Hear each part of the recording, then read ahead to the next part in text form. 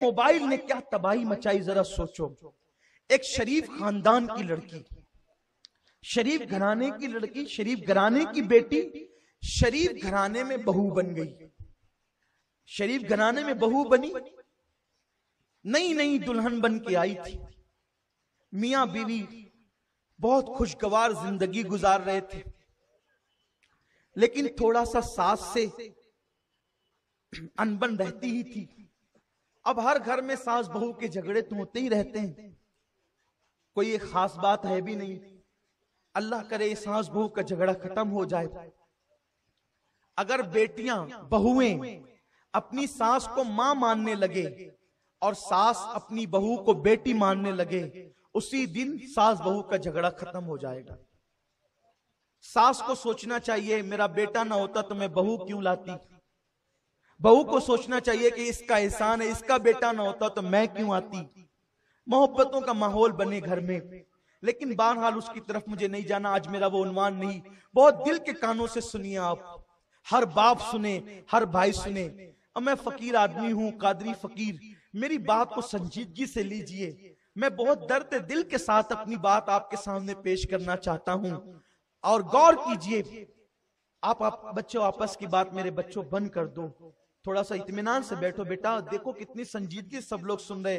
तुम लोग अगर मस्ती करोगे, देखो जिस मोहल्ले में मेरा बयान होता है हर मोहल्ले के बच्चे सुकून से सुनते हैं। अगर तुमने गड़बड़ की तो तुम बदनाम हो जाओगे कि रमजानपुरे के बच्चों ने बहुत मस्ती की। एक मोहल्ला ऐसा है, लोगों ने कहा था अगर आप वहां तकरीर करके बच्चों को संजीदा कर दें तो हम आपको मान जाएंगे।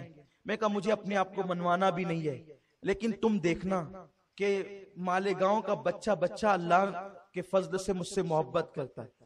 ऐसी कूद फान मची थी मेरे बयान से पहले, वो मार रहा है, वो पीट रहा है, वो गाली गलोच, वो खेल कूद। मैं गया बच्चों, प्यारे बच्चों, तुम मेरा मुस्तकबिल हो, अदब से बैठोगे। उन्होंने कहा, पूरी तकरीर उन्होंने अदब से सुनी। कोई मोहल्ला ऐसा नहीं कि जिस मोहल्ले में लोग गड़बड़ करते हो। देखो तुम लोग थोड़ी गड़बड़ कर रहे हो, तुम बदनाम हो जाओगे। और याद रखना अगर आज बदनाम हुए ना तो 10 साल के बाद तुमको अच्छा रिश्ता नहीं मिलेगा। कि रमजानपुरे के बच्चे अमीनुल कादरी की तकरीर के अंदर मस्ती कर रहे थे, समझ लेना। इसलिए अदब से बैठो। समझ में आई बात? अदब से नहीं बैठोगे तो ऐसी दुआ करके जाऊंगा कि बड़ी जालिम बीवी मिलेगी तुम लोगों को। फिर उसके बाद मुझे नहीं कहना, और मेरी दुआ अल्लाह कबूल करता है, सुनता है। मुझे अपने अल्लाह पे बहुत भरोसा है। तो अगर आप चाहते हो ना तो अब हाँ, अब सब अदब से हो गए ना। देखो ये होती है बात। अब सुनिए जो कहना चाहता हूं। मियां बीवी मोहब्बत प्यार से रह रहे थे, थोड़ी सी सास की अनबन थी। ऐसे में हुआ ये कि साथ शादी की सालगिरह आई। शौहर ने सोचा कि बीवी को क्या तोहफा दूं, तो आजकल तोहफे में मोबाइल चलता है। उसने अपनी नवी नवेली एक बार दुरूद बोल पढ़ना,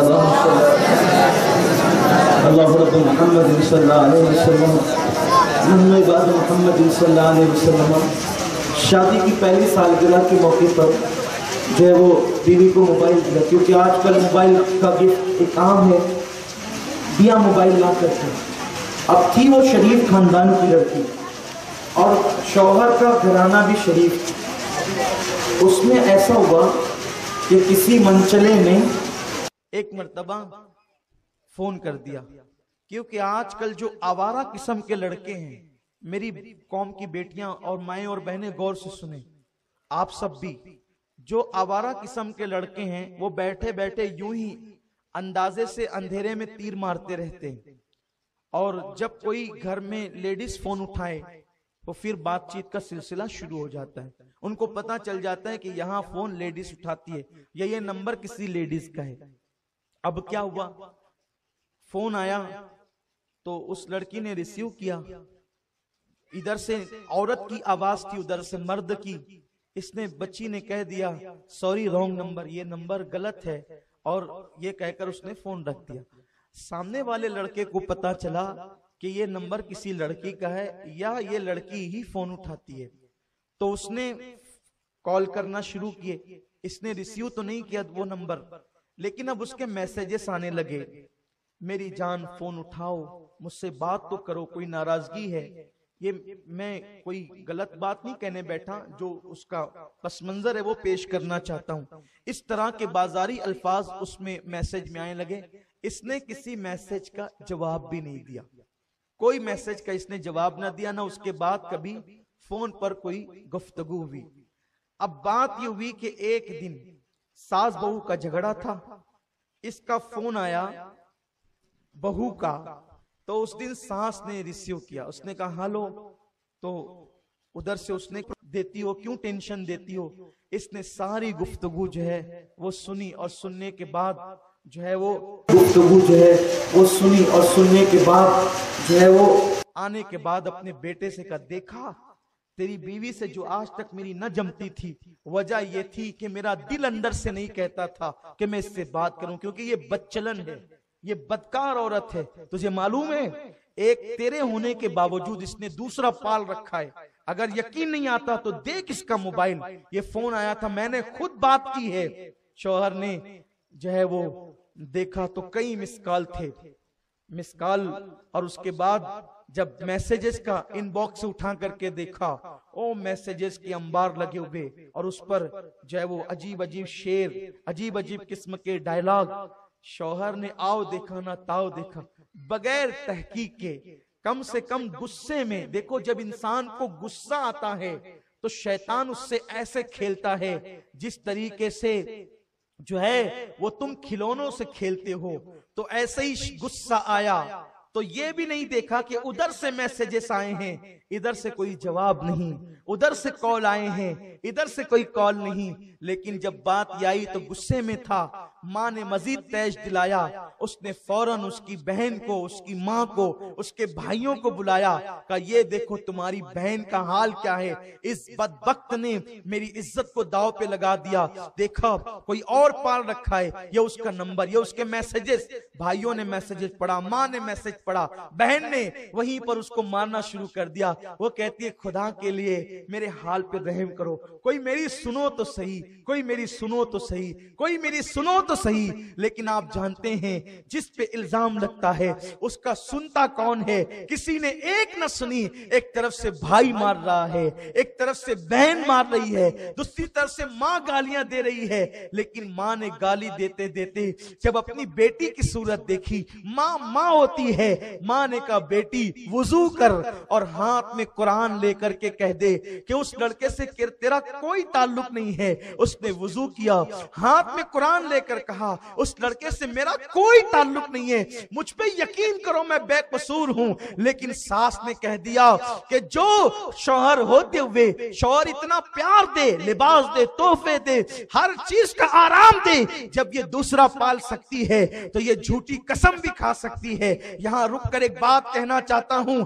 जब भी किसी पे इल्जाम लगे, इल्जाम लगाने वालों और फैसला करने वालों, ये सोचा करो कि तुम भी तो मासूम नहीं हो, और सोचो कई लोगों पे इल्जाम लगा तो पहले तहकीक भी तो करो, हालात भी तो देखो, संजीदगी से माहौल भी तो देखो।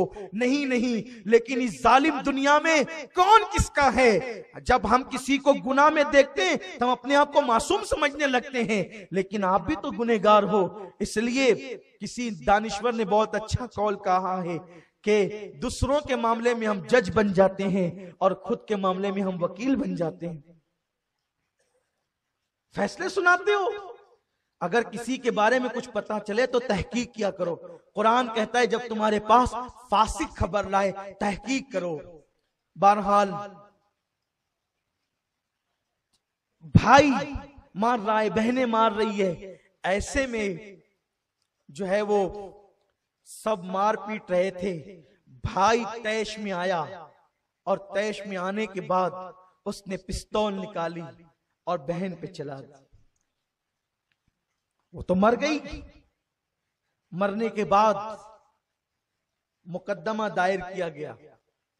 जब मुकद्दमा दायर किया गया तो मुकद्दमा दायर करने के बाद सारे घर के लोगों को जो है वो पुलिस स्टेशन ले जाया गया और जेल में कैद कर दिया गया। सब गया घराना जेल में, ये तो गई अपनी जान से, और पूरा ससुराल वाले और सब लोग जेल में पहुंचे। जेल में पहुंचने के बाद पुलिस को हुक्म हुआ कि इसकी जांच की जाए, तहकीक की जाए। जब तहकीक की गई और फोन ऑफिस से जब पूरा रिकॉर्ड निकाला गया तो रिकॉर्ड के अंदर ये बात सामने आई कि सामने से सारे कॉलर मैसेजेस आ रहे थे, इधर से कोई रिस्पॉन्स ही नहीं था। जब ये बात सामने आई और जज ने सारा जजमेंट सामने रखा कि देखो उधर से तो ये फोन ऑफिस का रिकॉर्ड है कि उधर से कोई मनचला फोन कर रहा था और इधर से तो कोई जवाब भी ना था और कोई बात भी नहीं हुई थी, इधर से कोई मैसेजेस जवाब में नहीं गए। तो उस वक्त भाई को जो है एक अजीब सी कैफियत तारी हुई और उसने जो है अल्लाह अकबर, भाई को तो उसने अपने सर को दीवार से टकराया और टकराने के बाद उसने वहीं पे जान दे दी। सिर्फ 13 या 15 दिन की कलील मुद्दत के अंदर सिर्फ एक मिस कॉल ने या एक रॉन्ग नंबर ने पूरे घर की खुशियों को तबाह और बर्बाद कर दिया। तो जो हमारे घर के साथ, हमारे खानदान के साथ, हमारे इलाके के साथ, हमारी खुशियों के साथ इतना खिलवाड़ कर रहा है, क्यों नहीं हम अपनी बच्चियों से अपना मोबाइल वापस ले लें और उनको कहे कि बेटियों का काम मोबाइल चलाना नहीं, बेटियों का काम तो तस्बीह है, मुसल्ला है। काश कि हम इस पे तवज्जो देते। अगर आज हमने इस पे तवज्जो ना दिया तो याद रखना इसी तरह के घर तबाह होंगे, बर्बाद होंगे।